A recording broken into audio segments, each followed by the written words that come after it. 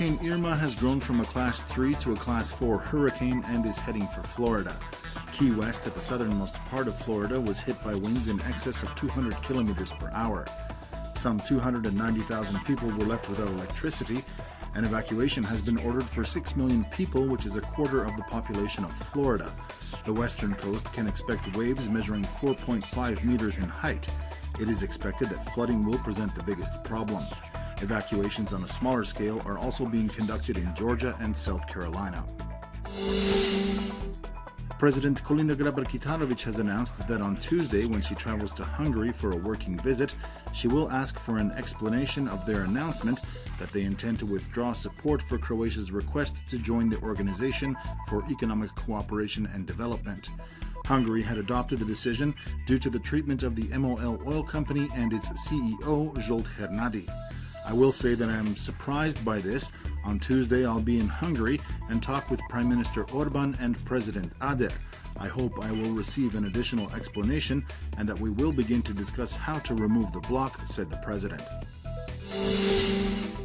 The chairman of the Bosnia and Herzegovina Council of Ministers, Denis Zvizdic, has sent a letter to Prime Minister Andrej Plenković in which he notes that no body of government in Bosnia and Herzegovina ever gave formal approval needed to build the Pelješac Bridge. He claims that determining the border between the two countries at land and sea is a necessary precondition for such a project to be realized. I call upon you to hold a meeting at the expert and executive level as soon as possible so that we may consider models for resolving the issue to mutual satisfaction, said Zvizdic in his letter. In this year's Children's Vinkovci Fall Festival, some 2,500 young folklore enthusiasts took part in a procession through the city streets dressed in folk costumes from all Croatian counties. Learning from their older members of the various folklore groups, they nurture and preserve the rich cultural heritage of each of their areas of Croatia, with song, dance, and music. During the day, children had an opportunity to perform what they had been practicing all year. In sports, the Croatian basketball team has held its final training session ahead of tonight's match against Russia in Istanbul in the final 16 phase of the Eurobasket competition. From the very beginning of preparations for the European Basketball Championships, all on the Croatian team have been saying that the final 16 game in Istanbul will be of key importance. The winner of tonight's match will go on to face Greece in the quarterfinal, who defeated Lithuania in the final 16 phase by a score of 77-64. In the Croatian Football League's 8th round of play, Osijek defeated Hajduk last night by a score of 2-1. The guests first took the lead with a goal by Zoran Nizic in the 50th minute, but just a minute later, Haris Hajradinovic scored an equalizer, making it 1-1. Grezda then scored in the final seconds of the match to give Osijek the win. Reigning champions Rijeka defeated Cibalia by a score of 7-0 yesterday. Gavranovic already opened the scoring in the second minute, to be followed by Gorgon 2 minutes later, making it 2-0. He scored again 3 minutes before halftime.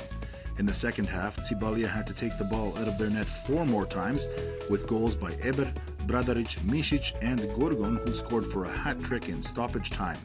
Today, Dinamo faces Rudeš and Lokomotiva plays host to Inter. The forecast calls for mainly overcast skies in the west for the remainder of the day, with occasional rain and local showers and thunderstorms. Cloud development may bring scattered showers to Lika, northwestern regions, and especially the central coast. Slavonia will be the sunniest during the afternoon. The southerly wind on the coast will increase in strength to strong and possibly gale force, especially on the open northern and central Adriatic. Seas will be slight to moderate, rough on the open sea.